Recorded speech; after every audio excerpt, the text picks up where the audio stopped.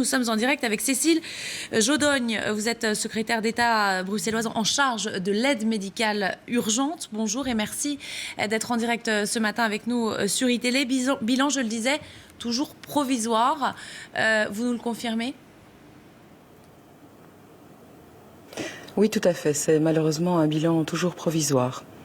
Compte tenu des blessures, notamment de l'ampleur des blessures ? Oui, il y a encore une soixantaine de personnes en soins intensifs et 4 personnes qui sont dans le coma. Donc voilà, on souhaite vraiment évidemment que le bilan ne s'alourdisse pas, mais il faut aussi être réaliste malheureusement. Alors, on a entendu plusieurs témoignages de ces dernières heures. Certaines familles sont toujours sans nouvelles de leurs proches. C'était arrivé aussi après les attentats de Paris. Comment l'expliquer et, à votre avis, dans quel délai pourront-ils avoir plus d'informations ?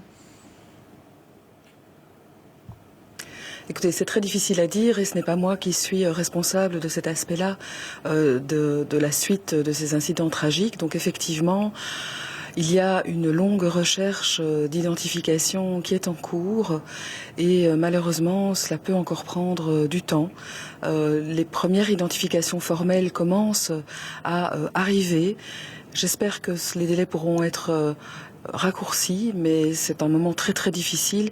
Mais il s'agit aussi de ne pas commettre d'erreurs et de ne pas donner des informations qui seraient ensuite qui s'avéreraient erronées. Je crois que c'est vraiment nécessaire de pouvoir prendre le temps et d'être certain des informations que l'on transmet aux familles.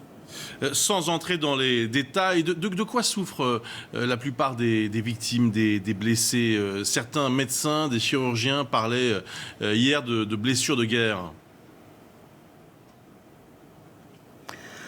Ce sont des blessures qui sont liées au type d'explosions qui ont eu lieu et à Zaventem et à la station de métro Malbec, qui est donc effectivement des blessures qui sont difficiles, qui ne sont pas, ce n'est pas la même chose effectivement d'avoir une balle ou des balles ou d'avoir subi une explosion. Je pense qu'il n'est pas nécessaire de rentrer dans le détail de type de blessure et je serais d'ailleurs bien incapable, n'étant pas médecin ou spécialiste, de donner plus d'informations à ce sujet. Vous coordonnez les secours. Est-ce que vous vous étiez préparé à faire face à des attaques d'une telle ampleur ? Alors effectivement, suite notamment à ce qui s'est passé aux événements dramatiques de Paris le 13 novembre, il y a eu une réflexion, des préparations, des collaborations aussi. Une équipe du service incendie et de médicale urgente bruxelloise s'est rendue à Paris il y a quelques semaines pour tirer les enseignements de ce qui s'était passé là-bas aussi.